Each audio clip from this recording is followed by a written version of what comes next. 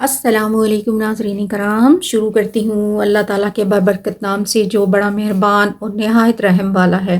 حضرت موسیٰ علیہ السلام ابھی مدین سے چند کوس دور گئے کہ رات ہو گئی اور ان کی بیوی کو درد ذہ شروع ہو گیا، تو انہوں نے اپنی بیوی سے کہا کہ تم یہاں رکو، میں آگ کا انتظام کرتا ہوں۔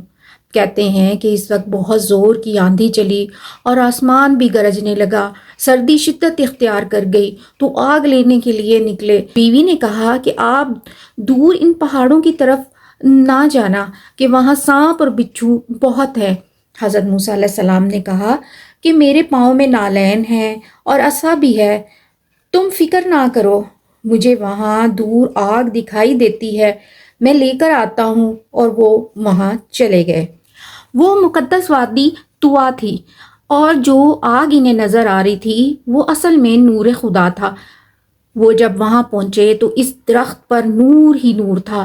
روایات میں ہے کہ وہ اناب کا درخت تھا، بیری جیسا۔ حضرت موسیٰ علیہ السلام نے عصا پر جھاڑ باندھ کر اس درخت پر رکھا، مگر وہ نور ایک شاخ سے دوسری اور تیسری طرف چلا جاتا، اور پھر درخت سے آواز آئی کہ تحقیق میں ہوں پروردگار تیرا، بس اتار ڈال دونوں اپنی جوتیاں، تحقیق کہ تو بیچ میدان پاک کے ہے، نام اس کا طوا ہے، اور میں نے پسند کیا تجھے، اور سن جو کچھ وحی کی جاتی ہے۔ جب اللہ تعالیٰ کے حکم سے انہوں نے جوتیاں اپنی اتاری تو وہ دو بچھو بن گئیں، اور پوچھا کہ ہاتھ میں کیا ہے؟ کہا عصا ہے، میرے بہت سے کام اس سے ہوتے ہیں۔ اور اللہ تعالیٰ نے فرمایا اسے زمین پر ڈال دو، تو وہ مانند سانپ کے دوڑنے لگا۔ وہ ڈر گئے تو اللہ نے کہا اے موسیٰ نہ گھبرا، اسے دوبارہ اٹھا لے، تو وہ عصا بن گیا۔